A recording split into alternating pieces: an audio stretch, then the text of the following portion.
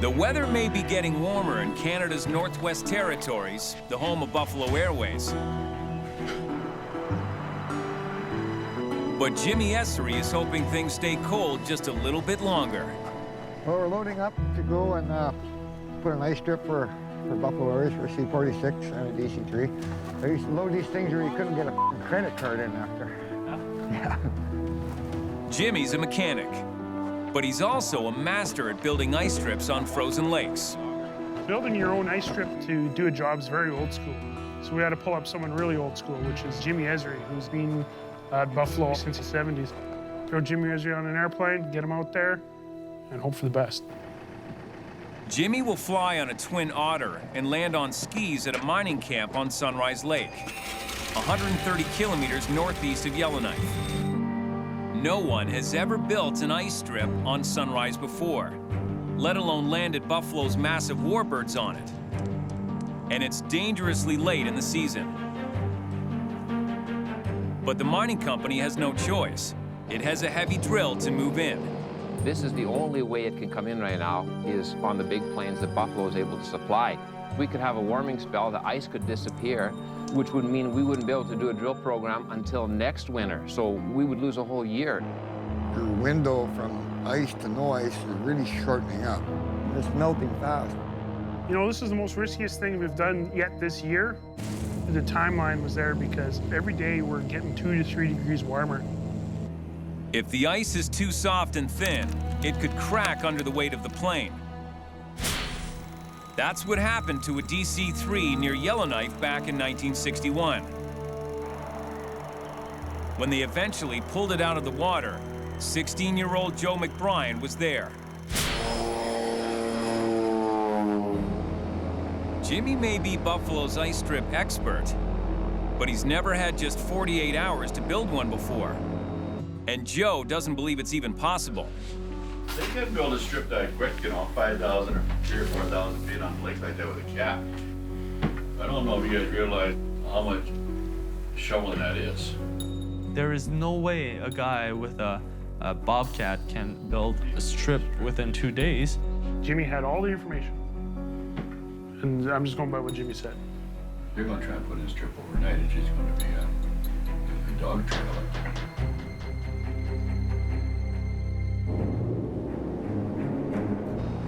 On approach to Sunrise Lake, Jimmy gets his first look at what he's up against. Where they wanted the strip was kind of narrow for a C-46. You always have to leave room for air. Where they wanted, there was no room for any air whatsoever. Like, everything had to be perfect.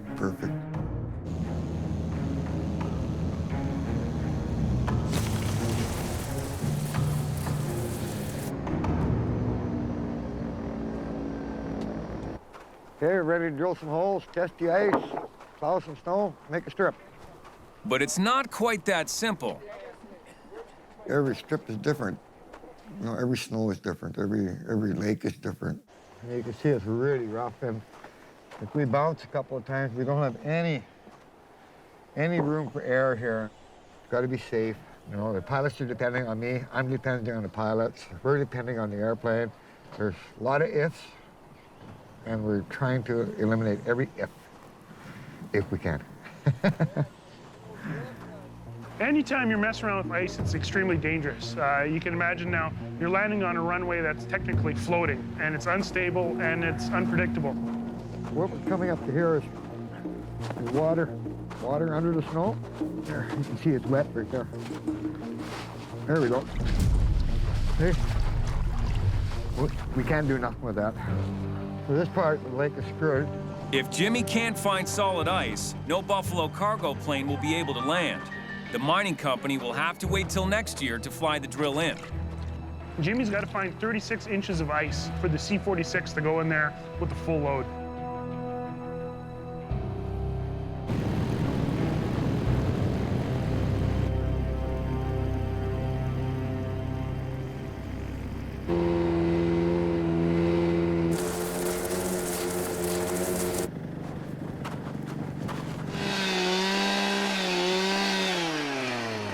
That's real good ice. See how black it is? Oh, it's almost 36 inches here. We're going right to the flute here. That's a 36-inch auger, so. And we picked out 3,600 feet of the best it could. Just long enough for a strip. But that means plowing more than 2 million cubic feet of snow in just 2 days. Well, it all depends the size of the equipment you have. You know, the bigger the equipment, of course, the less amount of work. But when I got there was this little Tonka toy, a little dinky toy. It's not very heavy, and it's got a very small blade. I wish I had a little bigger piece of machinery.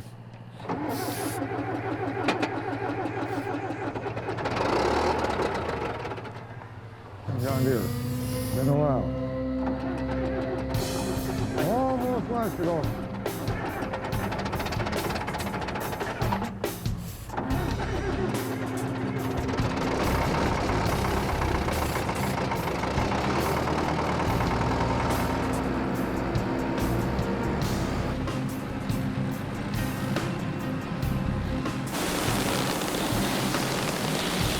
It's an ice strip that Jimmy Esri is being tasked to build in hours, not weeks.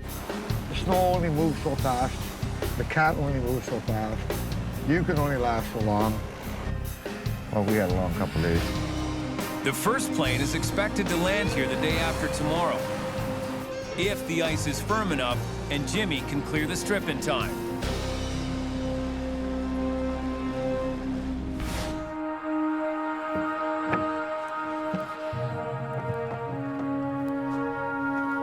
$5 a.m. Looks like a nice day. Sky's clear. Time to go move some snow. Jimmy has 36 hours left to plow an ice strip as wide as a football field and more than 10 times as long.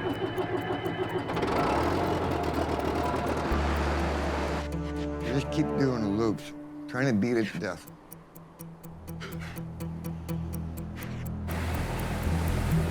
Every time you play with snow, you knock the air and the oxygen out of it, and then it'll wind up with less snow, less snow, less snow. To finish the strip, Jimmy will have to plow up and down the lake dozens of times, then smooth the surface. A lot of work. And Jimmy's not getting much help from a plow designed to clear walking paths, not 4,000-foot runways. This little tractor is right at its max pushing. You wouldn't want the snow to be even another 2 inches deeper than this.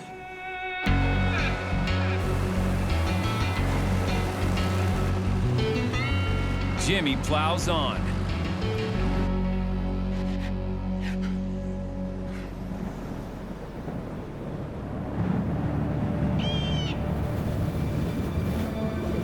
The storm was coming in, I was getting kind of worried. I didn't know whether it was going to be a long-lasting storm or there's no weather report.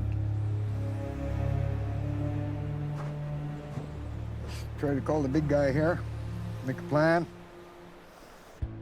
Hey, Jimmy. Progress report. How's it going? Everything's going according to plan, except for this stupid snowstorm we're having right now. Holy smokes.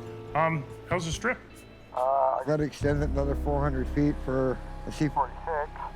Well, hopefully it clears up tomorrow. If the snow doesn't stop soon, Jimmy will be back to square one. We're just trying to organize the ice trip, make it all work. Mikey needs a captain who can land the big planes on ice.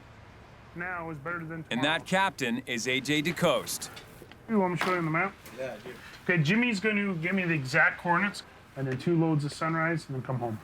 What is it, gold up there or something? Yeah, I'm pretty sure. AJ, who's probably the most calmest pilot that we have, he put those 2 together, and you can hit the numbers. And that's basically all you want to do is get the numbers right, because you got 1 chance. And if you blow that chance, you're going to be, leaving an airplane on the side of a lake for a year. Well, this actually works out good as far as I'm concerned, because we'll get a chance to look at it with the 3. Yep. The 3 is so much more maneuverable and all that. Get a real good look at the strip.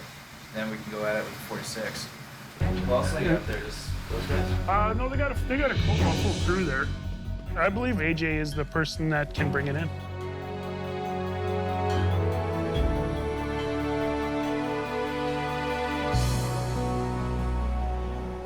The next morning on Sunrise Lake, Jimmy wakes up to clear skies.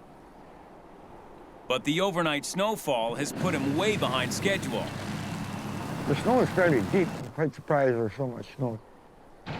In only a few hours, AJ and his fully loaded DC-3 will try to land here. So Jimmy's getting a last-minute hand from the workers at the mining camp. They're using snowmobiles to smooth the strip. Every little bit helps, especially since on today's flight, the plane is carrying more than just cargo. The first trip that we have is passengers on board. Now, when you talk about aviation, passengers are the hardest cargo in the world to haul because they're human beings. An ice strip on a frozen lake can be hard to spot from the air. Jimmy needs some markers, so he improvises with garbage bags. If it gets a real bad day, like cloudy like that, you can't tell how far the ground is away. So if you have the bag, the airplane has a reference to where the ground is. He's nearly finished his ice strip, but will it do the job?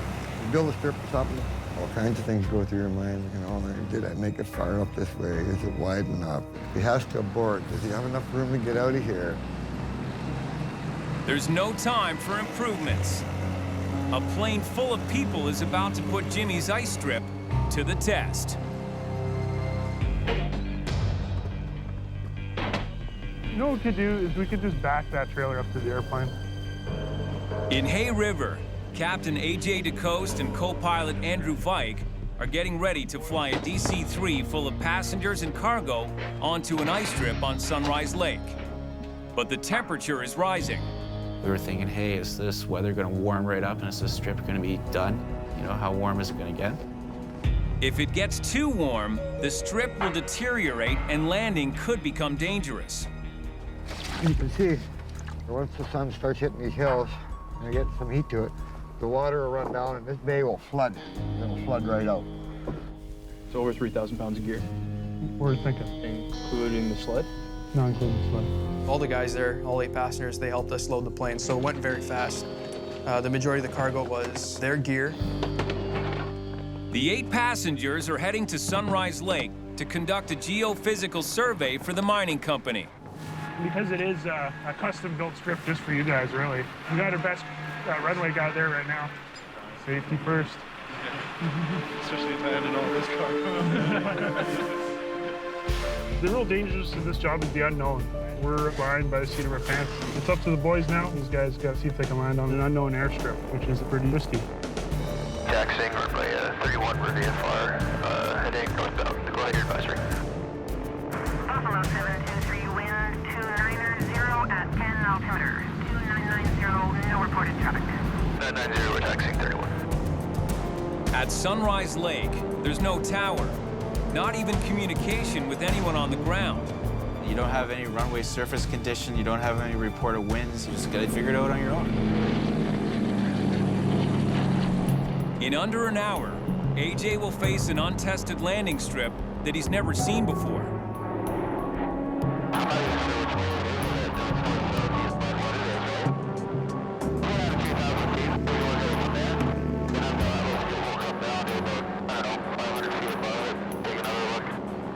As far as knowing the condition of the strip from flying overhead, you can't really tell. There's no way to tell other than doing it. Watching closely is Larry Dussault. His job today is flight attendant, but he has other things on his mind. I wasn't a very good flight attendant because I was mostly in the cockpit looking at what we were going to land on. He has good reason. Larry will be AJ's co-pilot on tomorrow's flight in the C-46. It's going to help me prepare myself if I'm actually there to see what that ice strip is.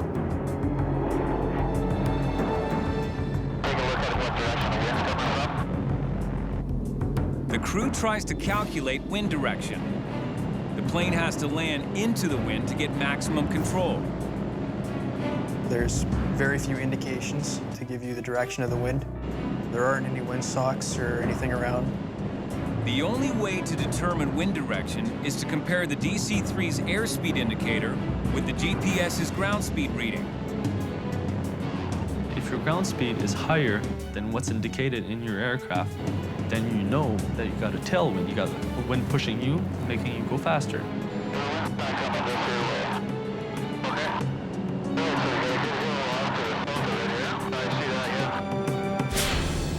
One approach is a gentle descent along the lake. The opposite side requires an extremely steep drop over a hill onto the strip. And to land into the wind today, AJ will have to come in over the hill. It was a lot harder to try to get a good touchdown at the beginning of the runway with that hill there. On a short runway, every meter counts. AJ needs to get his wheels down right at the start of the strip or risk running off the other end. Hopefully it's good enough. If you have a hard spot on one side and a soft spot on one side, you could put it on its nose. The pilot has to be right on the ball.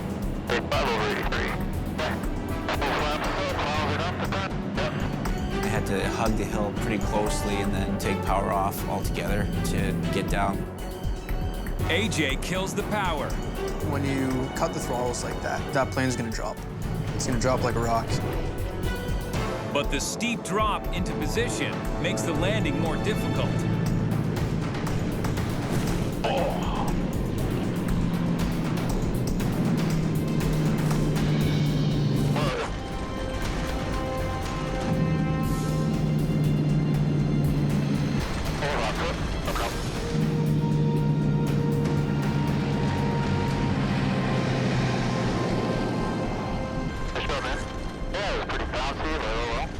That kind of happens when you get some ruts and stuff, kicks you back in the air.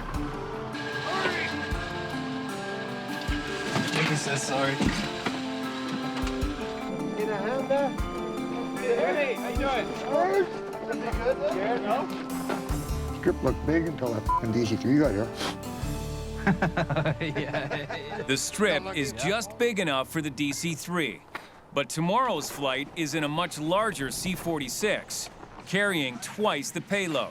The DC-3 lands slower, don't need as much ice, doesn't have to be as wide, doesn't have to be as long. AJ and Jimmy start thinking ahead. The DC-3 was actually a godsend coming in there first because then AJ and I could discuss this and prepare for the 46.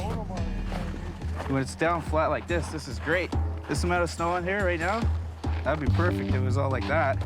But then you get big humps in it. The C-46 as compared to the DC-3 is trickier to land, tends to bounce a lot worse. AJ needs Jimmy to pack down the strip even more. It's just some of this deeper stuff. Like when you hook the wheel into some of that, down in the ice. I'm not sure what it's gonna do exactly. If it grabs on one side, it might want to pull it over a bit. I'll stay here and clean it up. Tomorrow's load, a 13,000-pound diamond drill, is desperately needed by the mining company. So you're not going out tonight then? You got to stay one more night in camp. You got to keep going. So. You scared the C-46 might hook a wheel? I was wondering because when he landed and he was bouncing, I was worried about that. So. But you can have it done tonight so you can land. They're still going to bring him in tomorrow? Oh yeah, he'll be here right tomorrow. On. Good. I had 24 hours to widen it out, to extend it, to get the bumps down.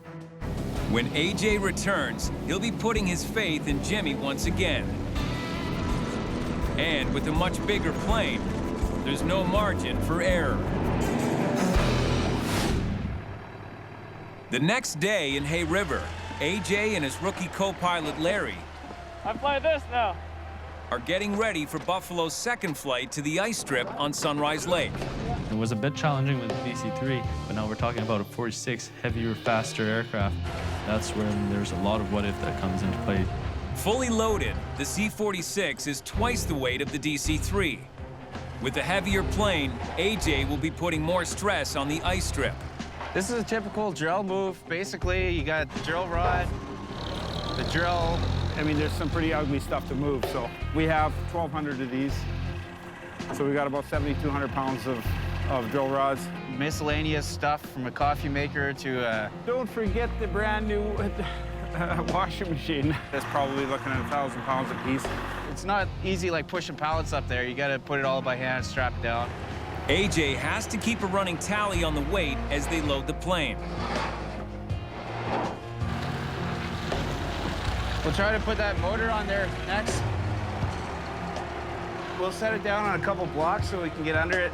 It's barely on there, so make sure. But during the loading, he spots a problem. We're gonna have to find some more weight to put in the back. Something, whatever's easy to put back there. The tail's sticking right in the air right now, so we know that the airplane's loaded nose heavy. You can see the tail up over my head, basically, so you can tell just by that it's nose heavy.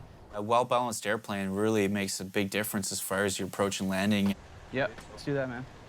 AJ adds more drill rods to balance the plane. At 60 pounds each, 15 of them will bring the C-46 to a maximum load of 13,000 pounds.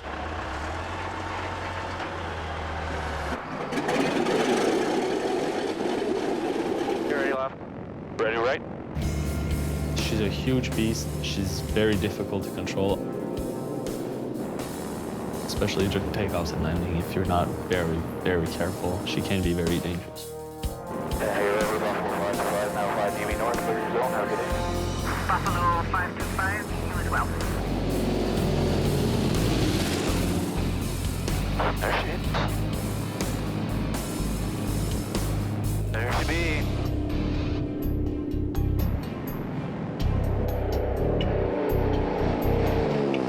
AJ does a low pass to determine wind direction. Hey, it looks like we've got a tailwind on going this way, eh? Yeah. All right, we'll plan to land on the southeast bound. Okay. The wind direction is once again forcing them to approach over a hill. AJ will have to drop suddenly to catch the start of the strip. And on the slick surface, he could have trouble stopping before he runs out of runway. On the Gills Trail? Yeah. Gills Trail.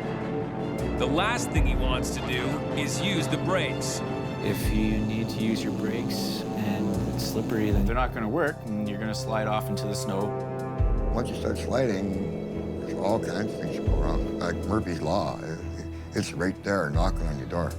On 2. Up to coming. When you don't have the brakes, there are other things that you can use. Flap 3. If we leave the flaps in the up position, we actually create aerodynamic drag, which also slows the aircraft. You know, that's basically about all you can do. We don't have reverse like a lot of airplanes do have. Full pass, full flap. Full flap set. Jimmy left about an inch of snow on the strip, which should provide a little traction. You don't leave enough snow on the strip, and you can slip, go off to the side, hook a wheel, and wind up over the snowbank. 30 green, 1 ember. 105 or 98. Okay. Once he's over the hill, AJ kills the power and drops.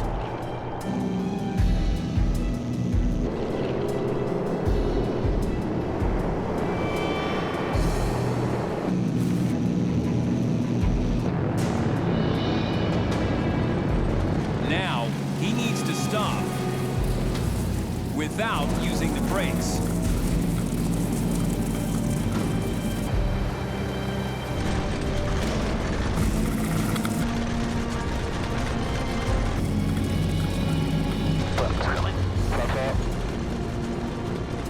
Jimmy had finished the strip up nicely. It was a lot smoother. We actually had some traction with the snow there.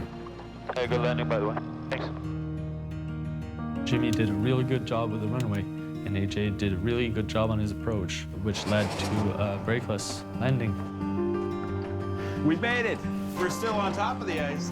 That was an unbelievable landing. The DC-3 that came in the other day, it was quite bumpy. He bounced a lot, but it was a nice landing. Way to go, AJ. Wherever he is.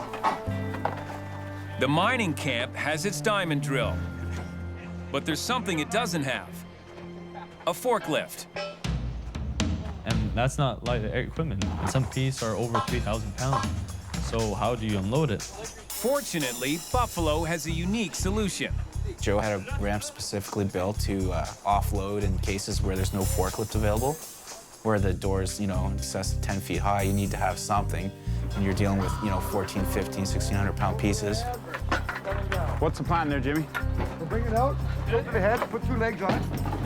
Aluminum, it's all bolted together in planks, and if you load it in the airplane right, it's very simple to put it together systematically as it comes out of the airplane. The crew, a customer that we worked for, very hardworking. There wasn't a lazy bone in the whole camp. It's nice when you see that. Tree!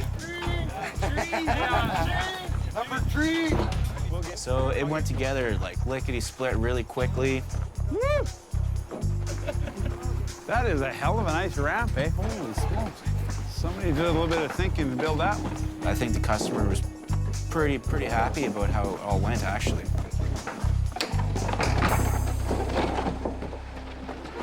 AJ and Jimmy pulled off the job in the nick of time. This here snow is pretty, starting start- to soften up. If there's a day or two of above 0 temperatures, I bet you the strip probably would be unusable. Yeah, that was good.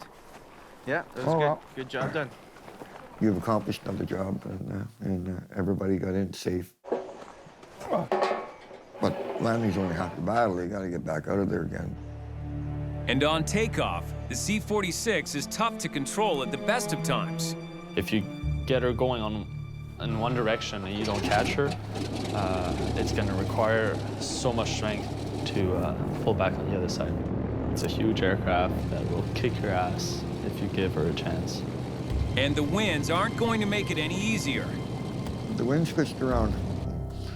Everything changed. To maintain control, they need to take off into the wind. So the same hill that forced their steep approach will now be an obstacle on takeoff. This time we had the hill in our face. I'll leave the flaps down for till we'll clear the hills and everything. Okay. This is the second time Larry has been co-pilot on an ice strip takeoff.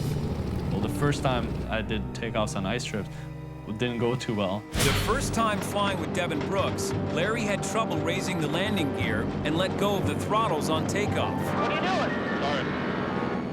The plane lost power and barely cleared the trees at the end of the runway. I made a suite of errors that led into a dangerous situation. Lineup checklist complete. Ready on the left. Okay. And this takeoff has all the ingredients for more rookie mistakes. 30 inch, gauge green.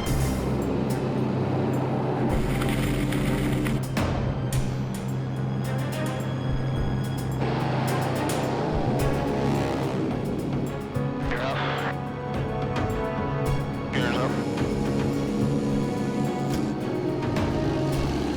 This time, Larry gets it right. Having a bit more experience than I did the previous flight on the ice strip, it really helped me for that takeoff. Flaps up. Hey, Roxy, we'll be down on the ramp in 15 minutes. Okay, copy that. I'll let Mikey know. It was getting pretty close to the end of the ice season for this area, and Jimmy built the strip in record time. Everything went off without a hitch. Full flap. Full flap set. A little bit of left rudder than no.